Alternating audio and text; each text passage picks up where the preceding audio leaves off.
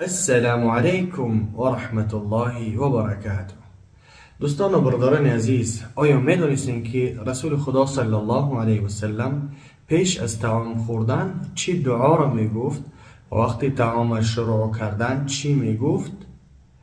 و در حالتی که ما و شما اگر فراموش کنیم باید چی را بگیم و بعد از طعام خوردن چی دعا را بخونیم؟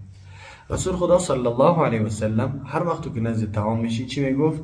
اللهم بارک لنا فیما رزقتنا و قنا عذاب النار.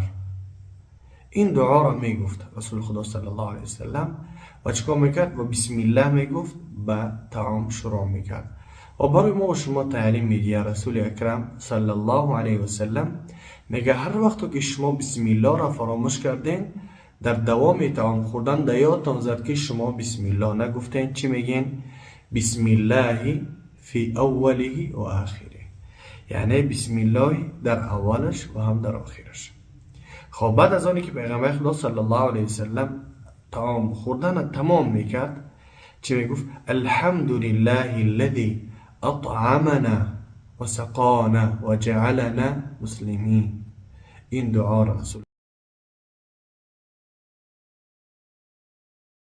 خدا صلی الله علیه و سلم میخوند. و در دیگه دعایی که رسول خدا صلی الله علیه و سلم میخوند که قال رسول الله صلی الله علیه و سلم من اکل طعاما، رسول خدا صلی الله علیه و سلم فرمود هر وقتی که هر انسانی که طعام را میخورد طعام را، پس میگوید فقال الحمد لله الذي اطعمني هذا ورزقني من غیر حول مني ولا قوة غفر له ما تقدم. هر انسانی که رسول خدا صلی الله علیه و سلم میفرماید هر انسانی که وقتی که طعام را میخورد و بعد از طعام چی میگوید؟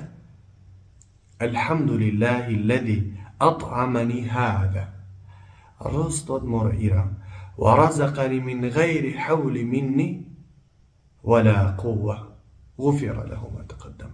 الله همه گناهاش عفو میکنه. هر انسانی که بعد از طعام خوردنش این دعا را تکرار میکنه. با اون خاطر دوستان عزیز، انشاءالله که من در اپیسنی همین ویدیو دعا را می نویسم به زبان عربی. اگر که همین گونه دعاها برای شما لازم باشه و دعاهایی که انسان نجات میده از سحر و جادو اگر برای شما پسند باشه، انشاءالله که من در اپیسنی یوتیوب کانال یا اینستاگرام می نویسم. انشاءالله که میتونین که زیاد کنین و اگر برای شما پسند باشه انشاءالله در کامنتری بنویسین تا اینکه همین گونه دعاها را ما بسیار کنیم و پیش از خواب خیستن و بعد از خواب رفتن یا که از خانه برآمدن چه دعا را بخوانیم و چه دعا را بخوانیم که از سحر و جادو نجات بیابیم تا اینکه سحر و جادو ضررشان بر ما و شما نرسانه. و انشاءالله که در ویدیوهای آیند همین ها را حرکت میکنیم که زیادتر کنیم. خب دوستان عزیز با دعا باشین. السلام علیکم و رحمت الله